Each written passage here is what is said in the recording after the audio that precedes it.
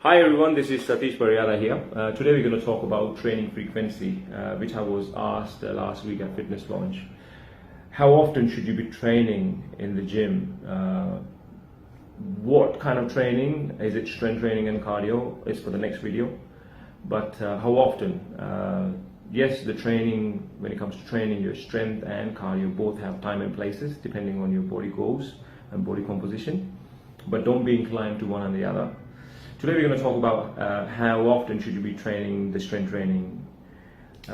Before that, we need to kind of understand the process when it comes to exercise physiology. What exactly happens when you do the strength training in the gym? Assuming that you have enough intensity and volume in that training sessions on that particular day, the body goes through a process. There is an amount of, there's a degree of tissue damage, micro trauma or mini tears that happens to your muscle fiber, and also there's a lot of muscle damage. Depending on the length of the workout, your testosterone drops, your cortisol is elevated, your immune is suppressed, your CNS and adrenal glands are taxed. So there's a lot that happens on that little an hour of proper intensified workout you do. Body has to recover enough for you to be prepared for the next session, or else you're asking for trouble. The body goes through a recover and remodeling process.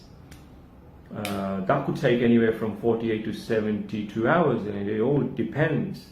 It all depends on person to person, right? There's going to be a minimal amount of trial and error. If you're a sportsman, if you're an athlete, and also if you're young and old, it all also depends on your gender. If someone's got a nutrition, supplementation and recovery strategies in place, and they don't have a very stressful life, and then all they prioritize is getting stronger, they prioritize the training itself, then their recovery time is slightly lesser. But someone like general population, I put myself as a general population because I have a lot of other stressful and physical job that goes on other than my training, because I have to train my clients, and then I'm assuming that all the other general population out there, they would have some amount of stress in their work related life.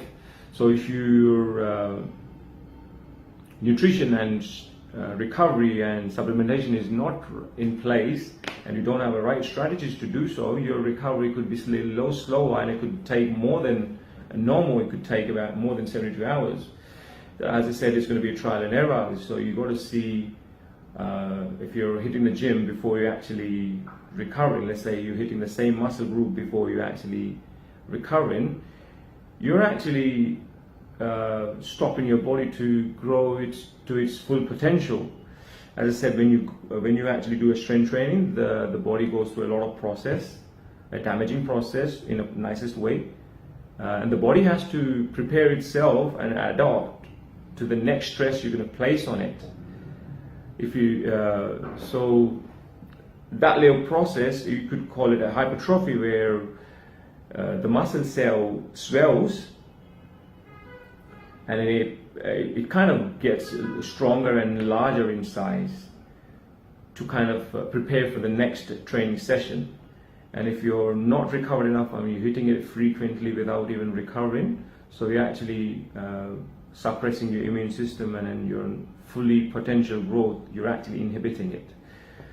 As we talked about how often, you should make sure that you're recovering enough. So depending on other stuff, individual differences and trial and error, if you're falling sick too often, your performance is suffering inside, outside a gym, you need to take a step back, and it's not the training you should be kind of prioritizing yet. Yes, the training stimulus has to be there, your programming of the workouts got to be there in a way that you're actually giving enough stimulus for that to grow and get stronger, not overdo it or underdo it. So depending on individual differences, I would recommend and suggest anywhere from 3 to 4 strength training sessions with everything is in place.